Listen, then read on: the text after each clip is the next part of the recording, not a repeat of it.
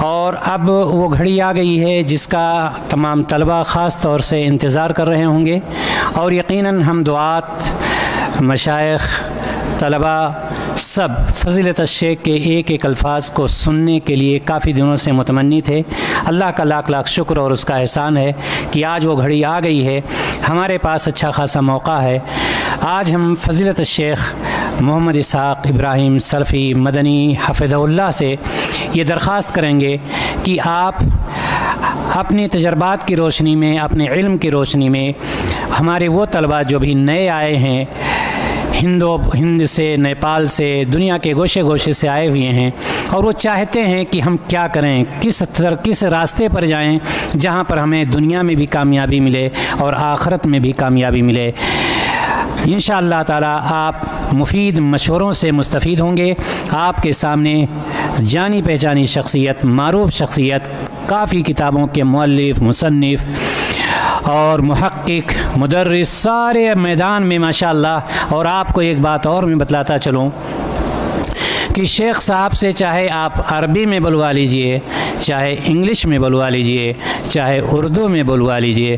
میں تو جانتا تھا کہ عربی ہی میں کام کر رہے ہیں، اردو میں آپ اتنا عبور نہیں ہوگا، لیکن ایک مجلس میں شیخ سے، ہماری خاص مجلس تھی، تھوڑی بات ہونے لگی تو شیخ نے ایسے ایسے نقطے پیدا کر دیے اس میں کہ میں دنگ رہ گیا کہ عربی کے متخصص ہیں کہ اردو کے متخصص ہیں۔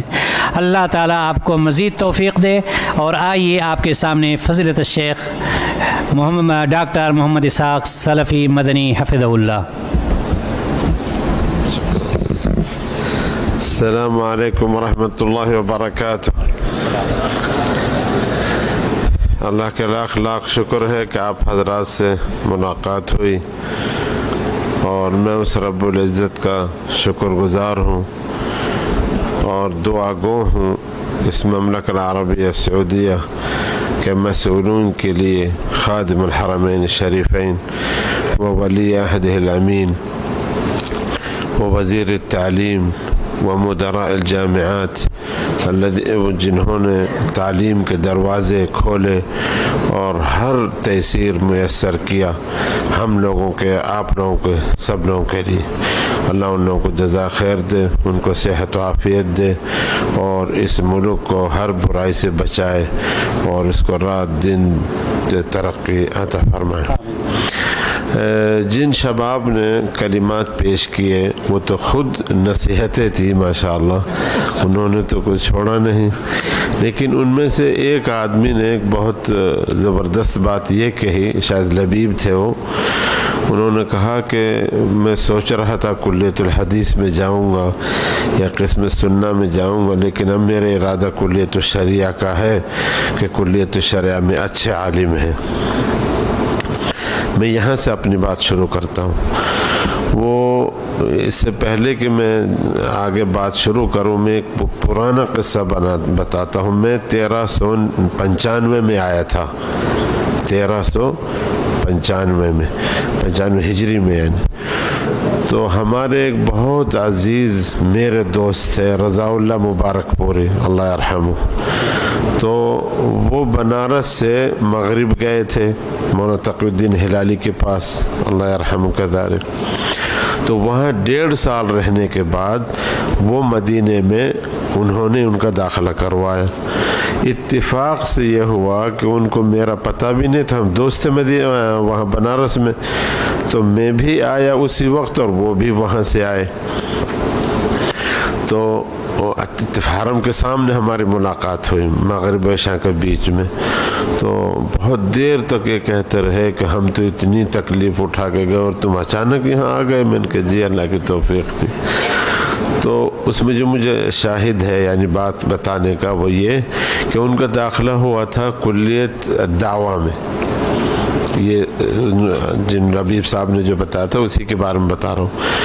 ان کا داخلہ ہوا تھا کلیت الدعوہ میں، اور میرا داخلہ ہوا تھا کلیت الحدیث میں۔ تو میں چونکہ ہم دونوں دوست تھے تو میں نے ان کی وجہ سے کلیت الحدیث سے اپنا ٹرانسفر کہاں کرا لیا، کلیت الدعوہ میں۔ کچھ دن پتہ چلا کہ انہوں نے دعوہ سے حدیث میں کرا لیا مجھے چھوڑ کے۔ تو میں ان سے کہتا رہا میرے کہ دیکھو رضا اللہ میں 2 تخصص کروں گا، ایک تو دعویٰ کا اور حدیث میں میرا ہے ہی تخصص، میں چاہتا ہوں تو جتنے ان کے مذکرات ہوتے تھے میں انہیں پڑھتا تھا۔ ایک نظام تھا پہلے جامعات میں کہ 2 تخصص آدمی کر سکتا ہے، جن کی مثال مولانا انیس الرحمن صاحب جو اس میں ہیں آپ لوگ جانتے، انہوں نے 2 تخصص کیے تھے۔ اس زمانے میں جائز تھا کہ آپ پڑھ تو رہے شریعہ میں لیکن آپ دعویٰ کے کالج کا بھی اگزام دے سکتے ہیں اور شہادت دونوں کی لے سکتے ہیں، لیکن اس وقت یہ بند ہو گیا تھا۔ جب میں آیا امتحان کوشش کی کہ قلعہ خلاص یعنی ختم ہو گیا۔ خیر، تو میں یہاں پہ چند یہ باتیں کہنا چاہتا ہوں کہ انہوں نے کہا کہ میں آیا تو مجھے پتہ چلا کہ میں تخصص اپنا یہ رکھوں گا۔ بہت مجھے اچھا لگا کہ انہوں نے سنے سنائی کسی کی باتوں پہ اعتماد نہیں کیا، اگرچہ مجھے ابھی بھی یہی اندازہ ہے کہ وہ ابھی تک میدان میں نہیں گھسے، لیکن انہوں نے سنا ہے۔ میں چاہتا ہوں کہ سنی ہوئی پہ اعتماد نہ کریں، اپنے رغبت جو ان کی رغبت ہے، جو ان کے تخصص کی طرف وہ چاہتے ہیں پڑھنا، اس کی طرف چلیں۔ ثانیاً یہ ہے کہ اگر وہ معہد میں ہیں تو یونیورسٹی کے اندر ان کو موقع ملتا ہے جانے کا، کسی بھی کالج میں جا سکتے ہیں کلاس میں، ان کے پہلے کچھ دوست پڑھ رہے ہوں گے ان سے پوچھ سکتے ہیں۔ میں صحیح ہے ان کی رائے کہ شریعہ میں نے تقریباً 15 سال پڑھایا ہے، کلیت شریعہ 15 سال مستقل، تو اس میں تھے لڑکے اور بہت زیادہ متمکن تھے، اس میں کوئی شک نہیں، لیکن ہم جو اب پڑھاتے ہیں تو تقریباً لڑکے 2 سب کلیات میں برابر حیثیت رکھتے ہیں، یعنی وہ محنت جو پہلے کیا کرتے تھے وہ نہیں۔ میں آپ کو ایک بات بتاؤں کہ میں احسا میں پڑھاتا تھا، میں نے پڑھایا وہاں 2 سال 1410 سے لے کر 1412 تک میں نے پڑھایا۔ تو میں تقریباً پہلے بہت لڑکے ہوتے تھے کلاس میں، تو 110 لڑکے تھے میرے پاس کلاس میں، کلیت الشریعہ والدراسات الاسلامیہ جو آسا میں جامعۃ الامام کی فرع تھی۔ تو میں ہر ہفتے جاتا تھا، ہر ہفتے آتا تھا 2 سال تک، یعنی تقریباً ہفتے کی صبح جاتا تھا اور بدھ کو واپس آ جاتا، تو جمعرات تک پڑھائی تھی۔ تو میں ایک دفعہ سبورے پہ میری عادت تھی کہ میں بیٹھتا نہیں تھا، چونکہ 110 لڑکے بیٹھ کے کیسے پڑھا سکتا ہوں، تو میں نے سبورے پہ لکھا، کسی مسئلے کی دلیل لکھتا تھا، اقوال کی یہ لکھے تو پھر میں شرح کرتا تھا۔ تو میں نے ایک جملہ اس میں کہا کرتے، دلیل لکھی ہوئی سبورے، میں نے کہا کہ اما صاحب هذا القول فاستدلالهم ظاہر البطلان، یعنی وہ جو دلیل پکڑ رہے ہیں اس مسئلے کے لیے تو وہ تو باطل ہے۔ تو ایک لڑکا کھڑا ہوا وہاں پر یوں کپ آ رہا تھا بہت ہی غصے میں، کہنے لگے کیف تقول یا استاذ عالم من العلماء الكبار وتقول انه ظاہر البطلان، یعنی ابن حزم کی رائے تھی وہ کوئی ظاہر البطلان۔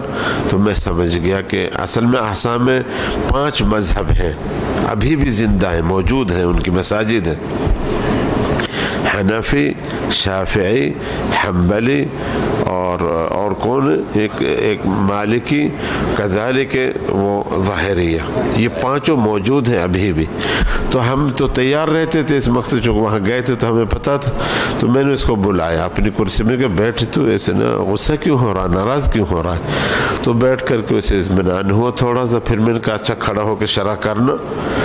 تو جب اس نے شرح کی وہی جملہ اس نے دہرا دیا جو میں نے کہا تھا، تو سارے لڑکے 110 لڑکے ہنس پڑے۔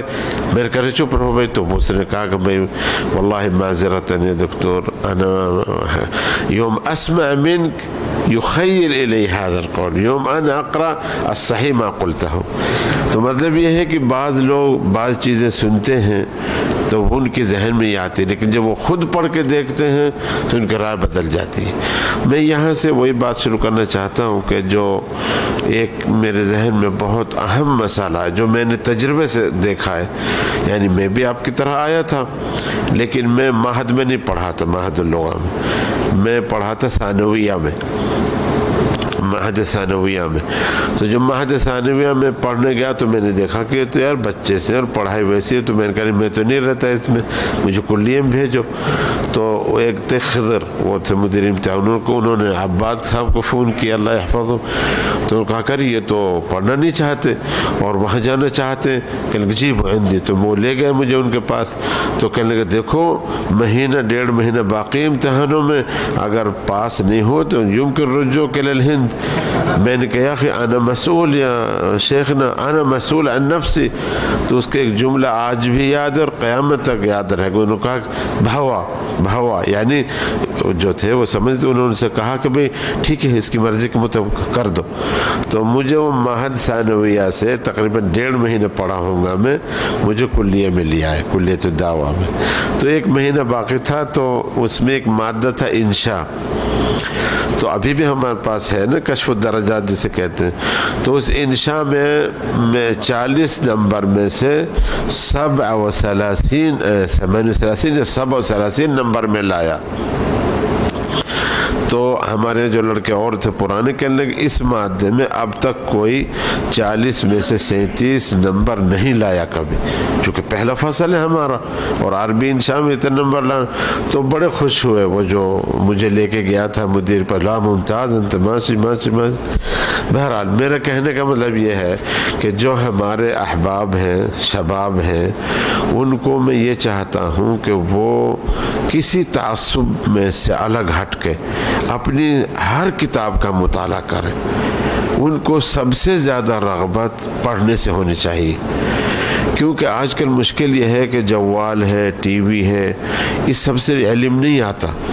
تو آپ جتنی کتاب پڑھیں گے اور اس سے فائدہ اٹھائیں گے تو آپ کو مستقبلاً وہ کام آئے گی. دوسری بات یہ ہے کہ کبھی بھی تعصب نہ کریں کہ یہ حنفی کتاب ہے, یہ اہل حدیث ہے, یہ شافعی ہے. نہیں, آپ جیسے مغنی ہے ابن قدامہ, آپ ہر چیز کا مطالعہ کریں, کسی چیز کو جو بھی آپ کو اشکال لگے. اتنے اساتذہ ہیں ماشاءاللہ, حدیث میں ہے کوئی سوال ہے, فقہ میں ہے, تو سارا شریعہ میں بھی, اصول الدین میں بھی آپ کسی سے جا کے فصحا میں مل سکتے ہیں, پوچھ سکتے ہیں, کوئی آپ سے انکار نہیں کرے گا. تو میں یہ چاہتا ہوں کہ جو بھی نئے لڑکے ہیں وہ زیادہ سے زیادہ مطالعہ کریں. ثانیاً کتابوں کی معرفت کریں, کتابوں کو خریدیں. ہم لوگوں نے کلیہ میں ہم لوگ جب آئے تھے تو 500 شاید ہم لوگ کو مکافع ملتا تھا, اس سے بھی کم. اسی میں سے ہم صبح کا ناشتہ اور شام کا کھانا بھی کھاتے تھے. خیر, تو اس میں یہ تھا کہ جب بھی ہم نے کتابیں خریدی پھر مسابقات ہوتے تھے, اس میں شریک ہوتے تھے ہم. تو ویسے تو میں بنارس میں بھی لائبریرین تھا, یعنی لائبریرین میں ہی تھا بنارس میں تقریباً 2 سال. تو وہیں سے کتابوں کی رغبت تھی, پھر میں نے کتابیں بہت خریدی. خیر, کہنے کا مطلب ہے کہ لڑکے کو یہ چاہیے, ہر طالب علم کو, کہ وہ جتنا مطالعہ کر سکتا ہے وہ کرے. یہ نہیں کہ آپ نے فہرست پڑھ لی اور دیکھ لیا کہ اس کتاب میں یہ ہے اور رکھ دی, پھر نہیں. آپ اولاً کتاب کے تملک کریں, خریدیں, اپنے پاس رکھیں, اسے پڑھیں, بجائے کہ کسی اور وقت کو ضائع کرنے کے محنت کریں. تو ایک بات. دوسری بات ہے کہ تعصب سے بچے. تیسری بات یہ ہے کہ اساتذہ سے فائدہ اٹھانے کا ایک طریقہ ہے کہ آپ جب پڑھیں گے تو آپ کے ذہن میں سوالات آئیں گے, لیکن اگر نہیں پڑھیں گے تو سوالات کہاں سے آئیں گے؟ نہیں آئیں گے. تو آپ کسی سے فائدہ نہیں اٹھا سکتے, کیونکہ استاد جو کہہ کے جا رہا ہے آپ کو پڑھا کے, آپ کے پاس تو کوئی سوال نہیں ہے. تو پہلے مطالعہ کر کے جائیے جو آپ کو پڑھنا ہے, پھر آپ کے ذہن میں سوال پیدا ہوں گے. تو اگر استاد نے کوئی بات نہیں کہی تو آپ یاد دہانی کرا دیں, وہ خوش ہوگا استاد. یہ یہاں پر وہ نہیں. ہمارے ہندوستان میں جب میں آپ کو مثال بتاؤں, میں پتہ نہیں کہاں نام بھول گیا اس شہر کا, اتفاق سے میں وہاں کھڑا تھا مسجد کے بعد, تو پڑھنے کے لیے لوگ جا رہے تھے, تو وہ کہہ رہے تھے مشکات پڑھنی آ جاؤ. تو میں نے کہا کیا میں بھی شریک ہو سکتا ہوں, کچھ مصابیح کے بارے میں بات کریں گے. آپ کیا ہمارا امتحان لینا چاہتے ہیں؟ وہ اتنا ناراض ہو میرے اوپر. میں نے کہا بھائی میں نے تو کچھ بھی تو نہیں کہا آپ سے, میں تو صرف شریک ہونے کی, نہ وہ جانتے نہ میں جانتا انہیں. آخر انہوں نے شریک ہونے نہیں دیا مجھے. تو کہنے کا مطلب یہ ہے جو آپ لوگوں کا مقصد یہاں آنے کا ہے وہ مقصد جامعات میں جو علوم متطورہ ہیں جیسے تخریج حدیث ہے، دراست و اسانید ہے. میں آپ کو ایک سامنے کا قسم ہمارے یہاں عالم تھے، تو یعنی ہم اولا تو بتا دوں ہمارے دادا رحیم خان نام تھا، میاں جی رحیم خان. تو انہوں نے مجھ سے کہا کہ تم بیٹے کہاں جا رہے ہو؟ میں نے کہا میں پڑھنے جا رہا ہوں مدینہ. کہ یہ علم وہیں رہ گیا ہے کہ پڑھنے کے لیے، یہاں نہیں کہ ہندوستان میں. میں نے کہا ہم بابا کہتے ہیں. میں نے کہا بابا وہاں پہ زیادہ ہے. کہنے لگے مولوی عبدالجبار جیسے عالم یہاں پیدا ہو گئے، یہ تو وہاں نہیں گئے پڑھنے. میں نے کہا ہاں نہیں گئے، لیکن اب علم تو آگے بڑھ گیا. تو وہ مقتنع نہیں ہوئے تھے لیکن چپ ہو گئے تھے. تو مولانا عبدالجبار شکراوی ہمارے یہاں کے اچھے عالم تھے حدیث میں. لیکن جب میں نے ان سے بحث کی تو میں نے بتایا کہ دیکھیں کوئی عالم انہوں نے چھوڑا کیا؟ کوئی ان کا شاگرد ایسا ہے جو محدث کہہ سکتے ہیں؟ میں نے دیکھا ایک دو دفعہ، ان کو نہیں اوروں کو سمجھ لیجئے، کہ وہ دورہ حدیث ہو رہا ہے، استاد چرپائی پہ لیٹ کے سو رہے ہیں، 3 لڑکے بخاری پڑھ رہے ہیں. پڑھتے پڑھتے وہ جب ایک آدھ دفعہ میں کھڑا ہو کے دیکھ رہا ہوں تو میں نے دیکھا کہ اچھا یہ کسی نام میں غلطی کر دی.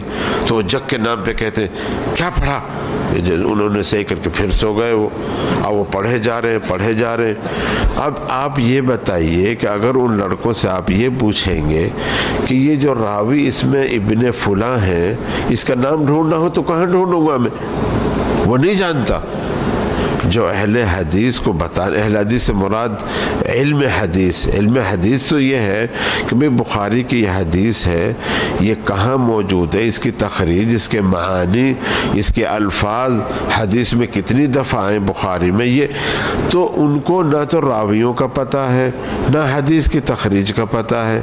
میں ایک دفعہ بنارس میں گیا تھا موسم ثقافی میں، بہت دن بعد جامعۃ الملک سعود میں تھا میں جب، یعنی میں نے جامعۃ الملک چھوڑا ہے 1408 میں، 1405 میں میں نے ایم اے کیا تھا ملک سعود میں. تو پھر انہوں نے مجھے لے لیا تھا لیکچرر. تو میں وہاں گیا تھا موسم ثقافی میں. تو مجھے اظہری صاحب مرحوم نے کہا کہ تم ذرا ان لڑکوں کو لے کے مکتبے میں 2-3 دن تک یہ سکھاؤ کہ تخریج، دراست اسانید کیسے ہم ڈھونڈیں گے روات کو. تو جو لڑکے اس وقت میرے پاس رہے تھے 3 دن یا 2 دن، وہ بہت زیادہ چاہتے تھے اس مادے کو، اس سبجیکٹ کو بہت چاہتے تھے. کہنے لگے ہمیں بڑا اچھا لگا یہ وہ. تو میرا مطلب یہ ہے کہ جب آپ لوگ یہاں پہ متطور طریقے سے سیکھ کے جائیں گے تو وہاں پہ آپ نمائندے بن کے جائیں گے، وہاں پہ آپ لڑکوں کو یہ سکھائیں گے. تو ایک قسم کی تحدیث آپ کریں گے، وہاں پر لوگوں کو بتائیں گے کہ بھئی حدیث کیسے ڈھونڈی جاتی ہے. ایک حنفی عالم ہے، اعلاء السنن انہوں نے لکھی ہے، 17 جلدوں میں ہے. انہوں نے مقصد جو تالیف کا تھا اس کتاب کا وہ یہ تھا کہ جو حنفی جن دلیلوں سے حجت پکڑتے ہیں وہ دلیلیں صحیح ہیں، لیکن سبحان اللہ جب انہوں نے ڈھونڈنا کیا ہے، عالم تو تھے، جب ڈھونڈا ان کو لکھا تو بعض حدیث کو انہوں نے خود ضعیف قرار دے دیا. تو لوگوں نے کہا کرے تم تو اس لیے لکھ رہے ہو کہ جن حدیثوں سے حنفی دلیل پکڑتے ہیں وہ صحیح ثابت کرو، اور تم نے تو خود ہی ضعیف کہہ دیا ان کو. تو کہنے لگے میں کیا کروں جب یہ حق یہ ہے. تو کہنے کا مطلب یہ ہے کہ ایک آدمی حنفی بھی حق بات کو کہتے ہوئے نہیں چوکتا. تو آپ جب جائیں گے جامعات میں، انڈیا میں کہیں پر بھی، کسی ملک میں بھی، تو جو یہاں سے متطور طریقے سے آپ نے سیکھا ہے آپ اس کو نشر کریں گے، آپ کو اجر ملے گا، آپ اپنے طلبہ پیدا کریں گے، آپ کتابوں کی جو آپ نے جمع کی انہیں لے جا کے ان کو فائدہ پہنچائیں گے. اور کتابوں کا مسئلہ بڑا اہم ہے کہ آپ کی اطلاع ہو. آپ جہاں ذکر ہاں بھی فلاں کتاب میں یہ موجود ہے، یعنی حجت اللہ البالغہ میں یہ مواضع موجود ہیں، اس میں یہ ہے، اس کی شرح فلاں کتاب ہے، مشکات المصابیح کی شرح مرقات ہے. یہ تو جب آپ یہ دیکھیں گے، پڑھے ہوں گے، تو طالب علم بھی آپ سے متاثر ہوں گے. یاد رکھیے اگر استاذ علم میں ضعیف ہے تو لڑکے اس کی عزت نہیں کرتے، اور نہ کرنا چاہیے، میں اس کا قائل نہیں ہوں۔ تو ہاں بھائی اس کا نہیں کرنا چاہیے، کیوں کہ وہ آدمی نہ تو پڑھ کے آیا ہے، نہ تیاری کر کے آیا ہے، اور نہ آپ کو کوئی فائدہ پہنچا رہا ہے، بس ایسے وقت ضائع کر کے چلے گئے، اس سے کیا فائدہ ہوا؟ آپ کو جب آپ پڑھ کے آئیں گے تو آپ ان کو حرج کریں گے تاکہ وہ آئندہ ایسے نہ آئیں کلاس میں، تیاری کر کے آئیں۔ تو اس کا مطلب ہے کہ آپ بھی بغیر تیاری کے نہیں جائیں گے، ورنہ آپ کے ساتھ بھی یہی ہوگا۔ تو مجھے نہیں یاد ہے، اللہ کا شکر ہے، آج تک 1405 سے میں پڑھا رہا ہوں۔ ملک سعود میں شروع کیا تھا لیکچرر کی حیثیت سے، اور الحمدللہ آج تک میں فل پروفیسر ہوں۔ کبھی میں بغیر تیاری کے گیا، آج تک میں نے، وہ رب العالمین شاہد ہے کہ میں بغیر تیاری کے نہیں گیا، الا ایک حالت میں کہ جیسے میں نے کل میرے یہی کلاس تھی، کبھی کبھی ایک مادے کے 3-4 شعبے ہو جاتے، تو کل پڑھایا میں نے کہ اسی کو دہرانا ہے، تو شاید میں نہ اس کی تیاری کروں جو کل ہی تو پڑھایا۔ تو یہ تو ہو سکتا ہے کہ کبھی میں نے بغیر تیاری کے نہیں پڑھا، اور نہ میں کسی سے کہوں گا کہ وہ بغیر تیاری کے پڑھانے جائے۔ اول تو میں مختصر یہ کہنا چاہتا ہوں کہ کالج بدلنا یا تخصص بدلنا یہ جب بدلیں گے آپ جب قناعت اندر سے ہوگی۔ ہمارے پاس بہت سے لڑکے آتے ہیں کہ جو کلیت شریعہ میں تھے، میں دیکھ رہا ہوں ارے انت فی اصول الدین، قالوا واللہ دکتور ہاں ما مشیت ہنا جیت ہنا، اور عکس بھی ایسے ملتے ہیں جو گویا کہ پل بنا لیتے پار کرنے کے لیے، اگر چلوں گا ٹھیک ہے چلوں گا، نہیں تو بدل لوں گا، نہیں ایسے نہیں ٹائم ضائع کرنا ہے زندگی کے۔ پہلے آپ مشورہ کیجئے، پڑھیے تھوڑا سا، جا کے دیکھیے قریب ہے کالج، پھر آپ اپنا تخصص اختیار کیجئے۔ دوسری بات یہ ہے بھائی میرے، علم ہی سب چیز نہیں ہے، اس سے پہلے تو اخلاص النیہ ہے۔ آپ کس لیے اتنی دور سے چل کے یہاں آئے ہیں اپنے اہل و اقارب چھوڑ کے؟ تو اخلاص النیہ ہونی چاہیے۔ اخلاص النیہ ہوگی، پھر اس کے بعد ایک چیز جو اکثر لڑکے دھیان نہیں دیتے، خاص کر ہند و پاک کے، وہ یہ ہے اس کو عمل کرنا چاہیے علم پہ۔ وہ عمل نہیں کرتے، نماز میں بھی غائب رہتے۔ چونکہ میں رہ چکا ہوں، میں رائد تھا پہلے جامعہ میں، تو لڑکوں کو نماز کے لیے جگاتا بتاؤ تو اکثر لوگ نماز میں غائب ہوتے۔ دیکھیے اخلاص النیہ اہم چیز ہے۔ ثانیاً آپ کو نماز روزے کا عملی طور پہ عمل کرنا ہے۔ آپ تہجد بھی پڑھنے کی عادت ڈالیں، کیونکہ علم سے کیا فائدہ ہے اگر آپ یہ عمل نہ کریں گے تو۔ دوسری بات یہ ہے کہ علم آپ کا اجاگر جب ہی ہوگا جب آپ عمل کریں گے، اللہ تعالیٰ آپ کے نور کو زیادہ بڑھائے گا۔ وہ سبحان اللہ، ہم نے دیکھا کہ بعض بنگالی جامع سلفیہ میں تھے، تہجد زیادہ پڑھتے تھے، تو کچھ دن کے بعد وہ پاگل ہو گیا۔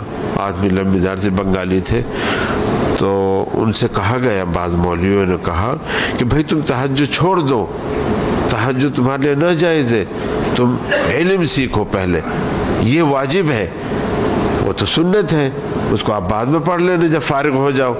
جب آپ دونوں جمع نہیں کر سکتے تو آپ نہ کریں۔ یہی حالت میں نے ایک دفعہ مدینے میں دیکھی تھی، ایک آدمی لمبی داڑھی والا تھا، وہ سو رہا تھا، تو ایک مصری استاد اتر کے یہاں سبورے پہ پڑھا رہا تھا، اس کے منہ پہ جا کہتا ہے کہ لا یجوز ان تتہجد، چونکہ اس کو پر آثار تھے تہجد کے، تو یہاں سو رہا یہ واجب ہے اور تہجد سنت ہے، تو سو تاکہ نہ سوئے، اسی لیے تہجد نہ پڑھا کر۔ تو وہی بات میں ان کی یاد دلا رہا ہوں، دو استاذوں کی، کہ کیا نام ہے، آپ کو ضروری ہے کہ عمل کریں، آپ نے کی تہجد نہ پڑھیں، ویسے ہی اپنے 5 وقتہ نماز تو پڑھیں، پھر کتابیں پڑھیں، مطالعہ کریں۔ اللہ تعالی ہم سب لوگوں کو توفیق دے اس بات کی کہ ہم جتنا ہو سکے کہ ہم تعلیم میں ترکیز کریں، جو نہ سمجھ میں آئے اسے پوچھیں، ذہن میں یاد کرنے کی کوشش کریں، بے فلاں کی کیا دلیل ہے، دلیلوں کے ساتھ یاد کریں، اور آپ جب تعجب سے پڑھیں گے تو یاد ہو جائے گا۔ تو میرا دوبارہ وہی بات میں دہراؤں گا کہ آپ جب جامعات میں کالج کو، کسی بھی کالج کو اختیار کریں، تخصص کو، چاہے ایک ہی کالج میں، تو ضروری ہے کہ آپ مقتنع ہوں اس سے۔ اگر مقتنع نہیں ہیں تو نہ کسی کے کہنے کی وجہ سے جائیے، اور سب سے زیادہ ترکیز پڑھائی پہ کریں گے، پھر عمل صالح پہ۔